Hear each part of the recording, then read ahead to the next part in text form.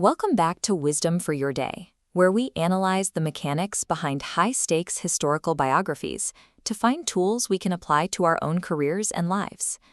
The popular image of Arnold Schwarzenegger is one of almost robotic precision, the self-made man whose biography is a straight line of linear success. But the data tells another story. His history is surprisingly volatile. It's defined by generational trauma, massive box office disasters, as well as trophies and fame. Schwarzenegger didn't reach the top of 3 different industries by avoiding these crashes. He did it by building a specific, repeatable methodology for surviving and then leveraging those setbacks. Resilience, in this context, isn't just about hanging in there. It's about treating the friction of a failure as the precise energy you need to generate your next burst of momentum. When he first arrived in Hollywood, the industry consensus was that he was uncastable. Agents and directors were blunt. They said his body was too large, his name was unpronounceable, and his Austrian accent was an insurmountable barrier. Most aspiring actors respond to that kind of rejection by trying to blend in. They lose muscle, change their names, and work to sound like everyone else. Schwarzenegger chose to reject that entire concept of assimilation. Instead of erasing his traits, he applied a high volume of training to his acting and dialect classes, learning how to modulate his presence without losing what made him different. Eventually, directors realized he fit cinematic roles that didn't even exist yet. There is a strategic advantage in being an outlier. If you can stop viewing your biggest personal liabilities as things to be hidden, you can start turning them into your most powerful, unreplicable professional assets. In 1993, that momentum came to a sudden halt with the release of Last Action Hero. It was a critical and commercial disaster, earning just $50 million domestically against a massive budget and losing his studio millions. For a man accustomed to constant winning, the blow was psychological. He described the week after the premiere as incredibly embarrassing, admitting he isolated himself because he didn't want to see anyone.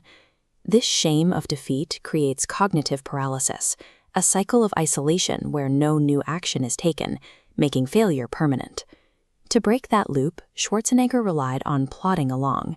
He realized recovery doesn't require immediate passion, just continuous, monotonous, mechanical movement. You don't need to feel inspired to start moving forward again.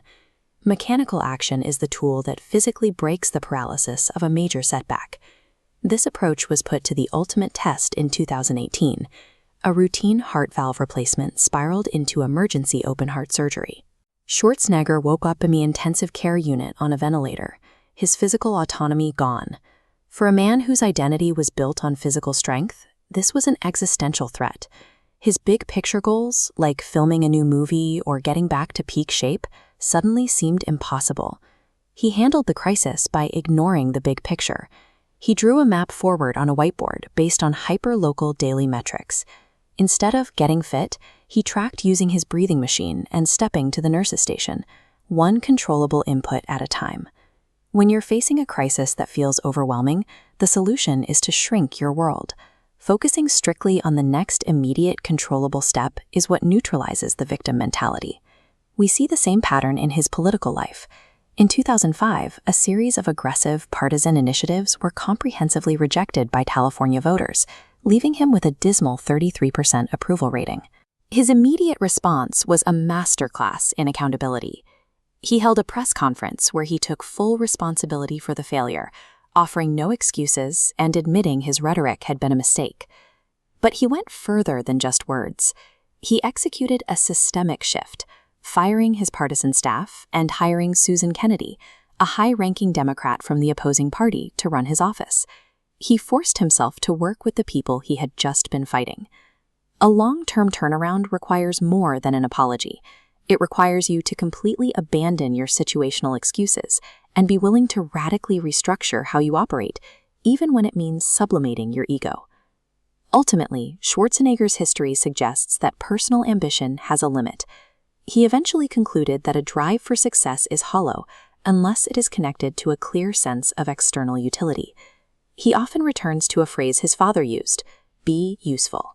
The idea is that true resilience is only realized when you take the lessons you've earned from your own failures and use them to elevate the community around you.